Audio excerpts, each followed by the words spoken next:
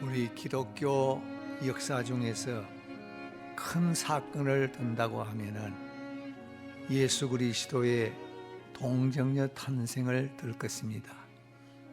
그리고 예수 그리스도의 십자가 죽음의 사건도 말합니다. 그리고 예수 그리스도의 부활도 언급을 하게 됩니다. 그 다음은 무엇일까요?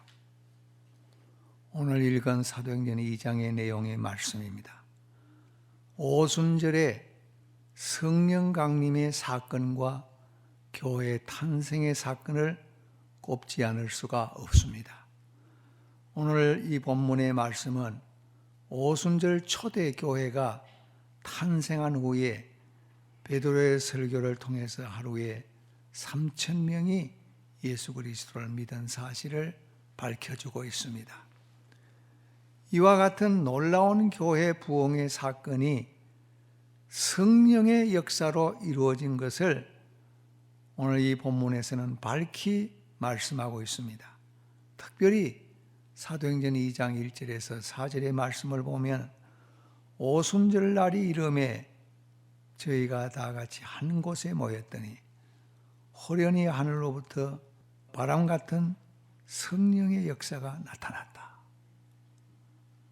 그 성령의 역사를 통해서 모든 사람들이 은혜를 받고 능력을 받았다 하는 말씀을 강조하고 있습니다. 교회가 생길 때에 이 교회는 인간의 사회가 아니다. 이 교회는 인간의 산물이 아니다. 이 교회는 국가나 어느 단체의 지부도 아니다. 교회는 하나님의 피로 사신 교회요. 교회는 성령께서 세우신 단체인 것을 강조하고 또 강조합니다. 초대 교회에서 우리가 발견하는 것은 성령님께서 교회를 세우셨다는 이 사실을 스쳐 지나갈 수가 없어요. 여기에 말씀, 특별히 2장 41절의 말씀을 보면은 이날의 제자의 수가 3,000이나 더하더라. 이들은 한 번에 3,000명의 교인이 더해진 사실을 이야기하는데, 이 3,000명이라고 하는 것은 한 곳에서 다른 곳으로 이동했다는 의미를 내포하고 있습니다. 이 사건에서 그리스도인들은 어디에 속했으며 무엇을 믿는지 확실히 아는 사람들이라 하는 것을 말씀합니다. 이들은 교회에 더해진 사람입니다. 처음에 모여졌을 때 120명이 모였습니다. 자, 여기에 3,000명이 나타났다고 할 때에 이 3,000명이라고 하는 것은 성령님께서 그들을 몰고 오셔서 초대교회 120명에 더해졌다, 애더됐다, 그 말씀이에요. 처음에는 교회에 속하지 않았지만은 어느 한순간에 교회에 belong to, 속하게 되었다, 그 말씀이에요. 귀중한 말씀입니다.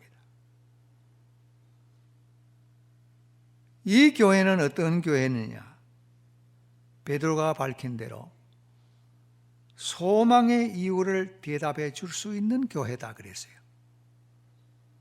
베드로전서 3장 15절에 보면은 너희 마음에 그리스도를 주로 삼아 거룩하게 되고 너희 속에 있는 소망에 대한 이유를 묻는 자에게 대답할 것을 항상 예비하되 온유와 두려움으로 하라. 여기에 베드로 사도는 교회를 이야기할 때에 교회가 가지고 있는 소망이 있어요. 희망이 있어요. 전망이 있어요. 그 소망의 이유, 무엇 때문에 너희들이 소망을 가지느냐 하는 그 이유를 물을 때에 그 이유에 대답할 수 있는 교회.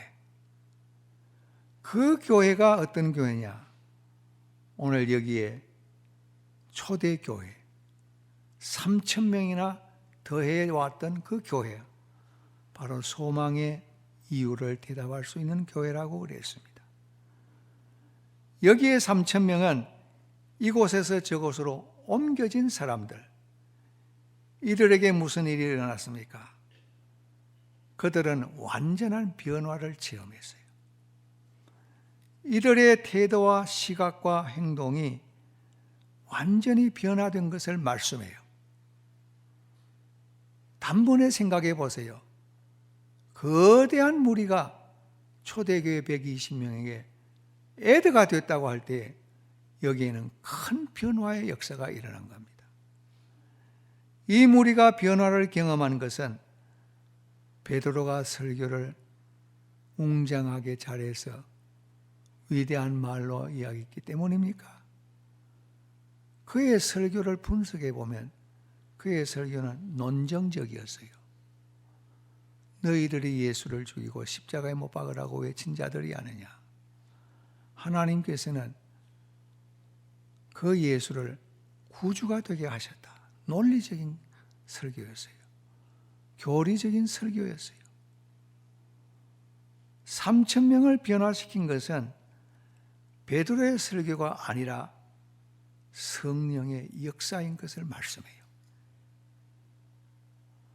베드로가 웅변으로 잘해서 설교를 잘해서 3,000명이 거꾸러진 것이 아니고 성령님께서 바람같이 역사해서 그들을 몰고 오신 거예요.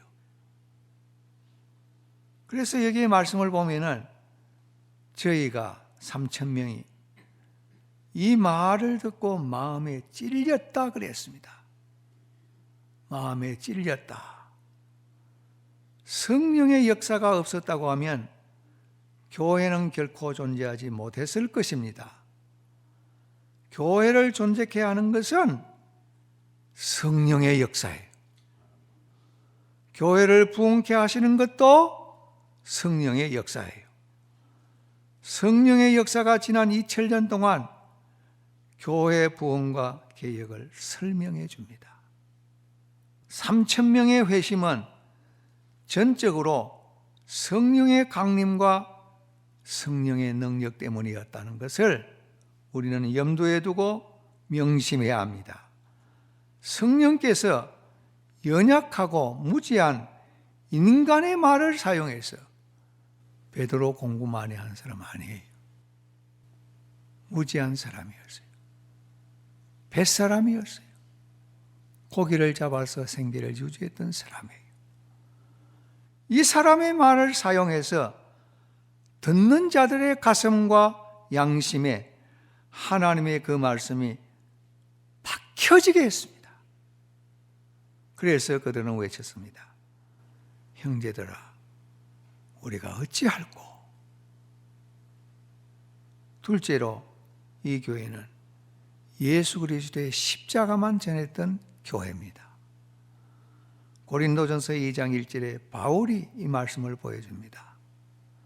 형제들아, 내가 너희에게 나아가 하나님의 증거를 전할 때에 말과 지혜로운 아름다운 것으로 아니하고 말과 지혜의 아름다운 것으로 하지 아니했다.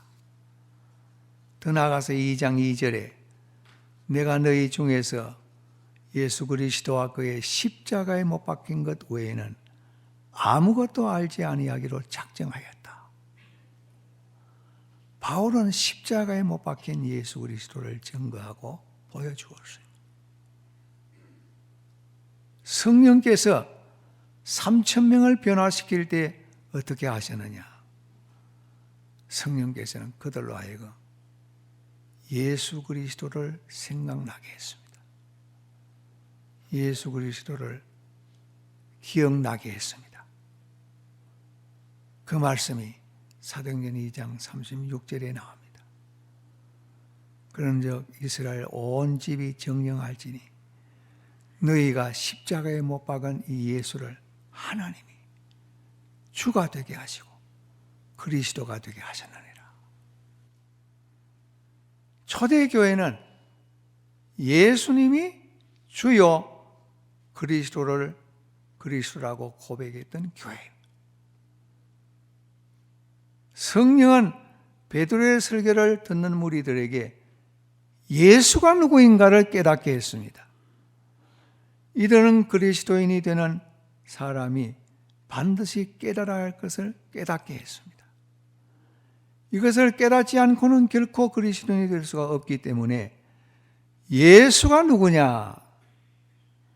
예수는 주요 그리스도가 되신다는 것을 깨닫게 했어요. 이것이 오늘의 교회의 메시지요, 오늘의 기독교의 메시지입니다. 오늘 교회의 메시지가 뭐냐? 예수가 주님이시다. 예수가 그리스도이시다. 이거예요. 아주 심플합니다. 복음의 핵심이 이것입니다. 예수님 당시 군중들처럼 예수님을 없이 하소서, 십자가에 못 박으소서 우리가 외치지는 않습니다. 주변의 사람들도 예수 그리스도 그분이 어떤 분이신지 알려는 관심이 없다고 하면은 우리는 그분을 거부하는 것이나 마찬가지입니다. 우리가 예수님 당시의 군중들처럼 예수를 십자가에 못 박으라, 없이 하라, 바라마를 놓아주고 예수는 죽여버려라, 그런 외치는 소리는 하지 않지만은 예수님이 어떤 분인지 몰라, 알아도 좋고 몰라도 좋아, 무관심하다고 하면 우리는 예수님을 거부하는 것이나 마찬가지다 그 말이에요.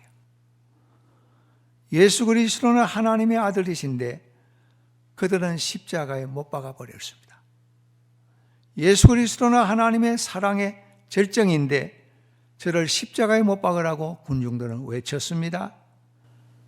예수를 거부했습니다. 이 사실을 그들은 갑자기 깨달았어요. 베드로의 설교의 말씀을 들으면서 성령께서 예수가 누구냐 하는 것을 그들은 깨달았어요. 십자가에 못 박으라고 예수를 저주하고 예수를 거절했던 그 예수가 누구냐? 성령님께서 가르쳐 주신 말씀, 은혜를 주신 말씀은 예수가 누구냐? 그걸 깨닫게 됐다 그 말씀이에요. 이들은 생각 없이 외쳤지만은 제정신으로 돌아오기 시작했습니다. 그들의 생각이 다시 제자리로 돌아왔어요. 이것은 죄에 대한 깨달음으로 이어졌습니다. 예수를 무관심하게 여기고 예수님을 거절했던 이것은 죄와 연관이 되는구나.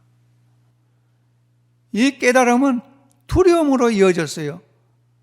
우리가 하나님의 아들 예수를 죽였네, 거절했네, 거부했네. 이 사건은 그들이 느끼는 가장 무서운 두려움이 됐어요. 성령님은 이런 역사를 합니다. 성령님은 우리에게 죄를 깨닫게 하시고 죄에 대한 두려움을 가지게 합니다. 사도행전 2장 37절의 말씀을 보면 이 초대교회는 그래서 변화가 일어납니다. 저희가 베드로의 이 말을 듣고 마음에 찔려 베드로와 다른 사도에게 물어가로되 형제들아 우리가 어찌할꼬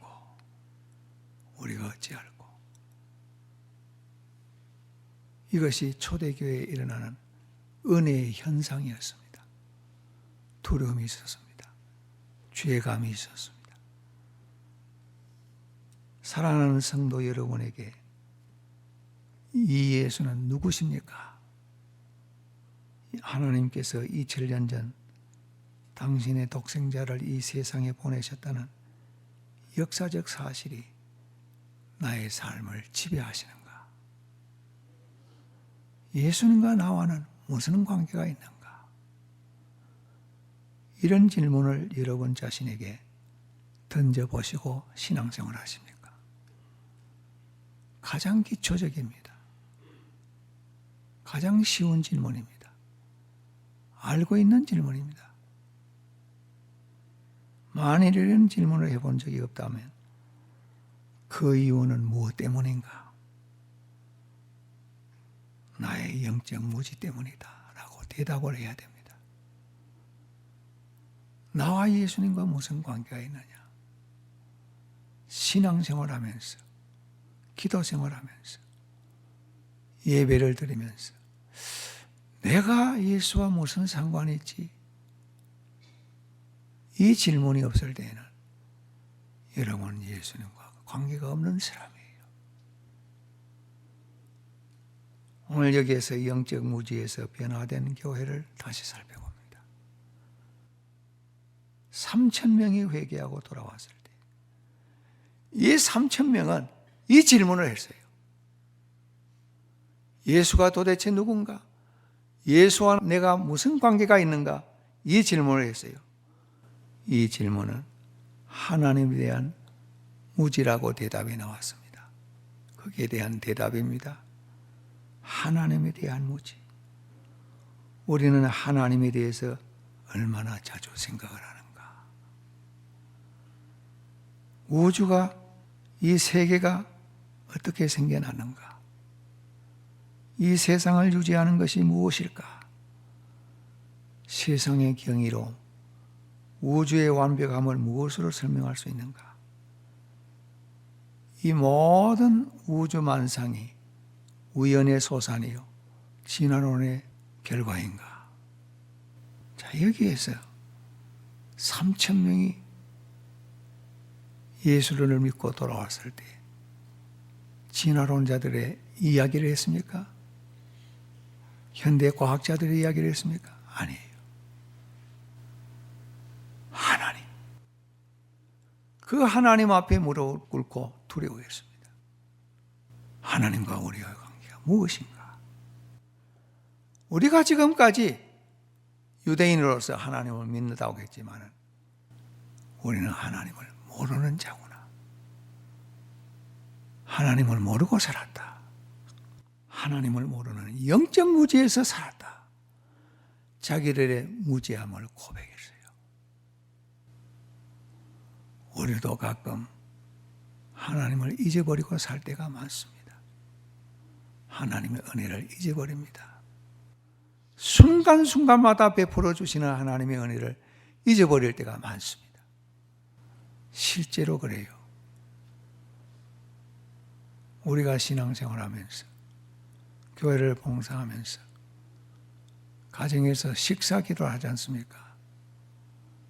식사기도를 하고 먹어야 되는데 어떨 때 보면은 식사기도 안 하고 숟가락을 들어요.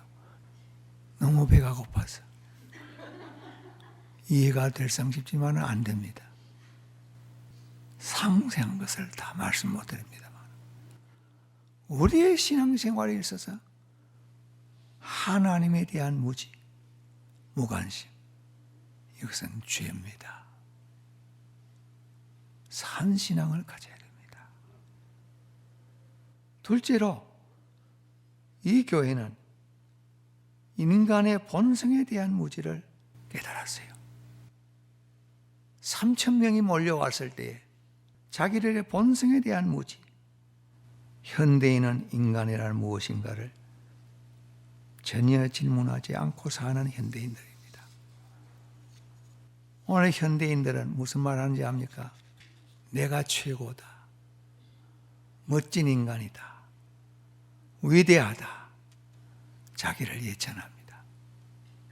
다른 사람을 또 예찬합니다. 인기 있는 연예인들 예찬합니다.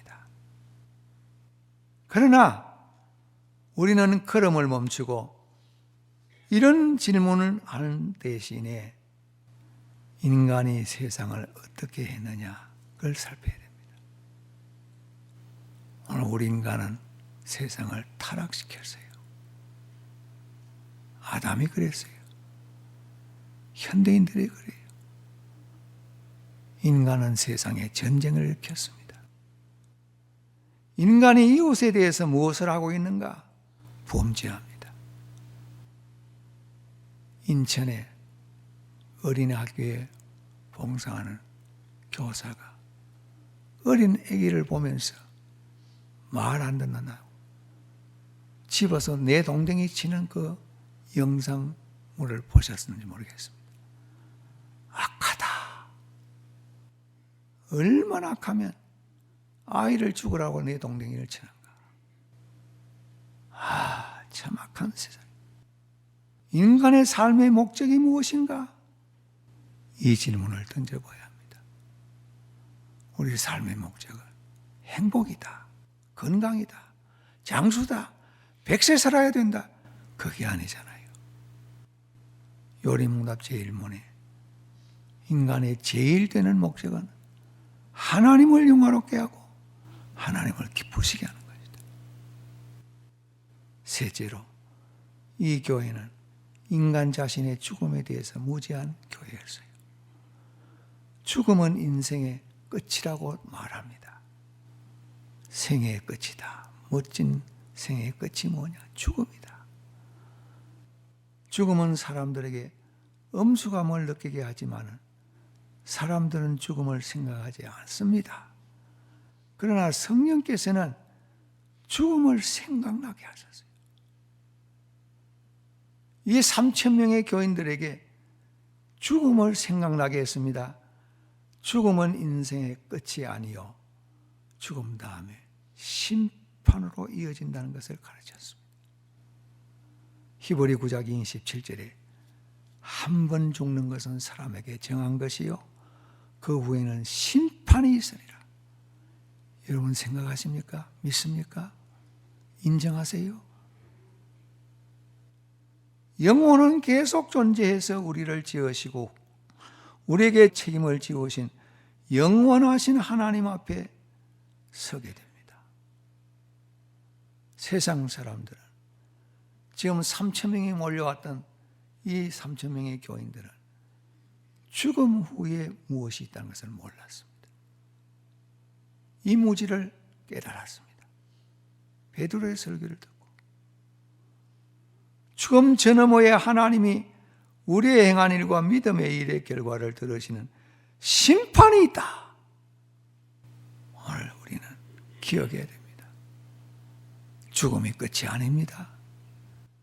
죽음 전후 또 다른 세계가 있습니다.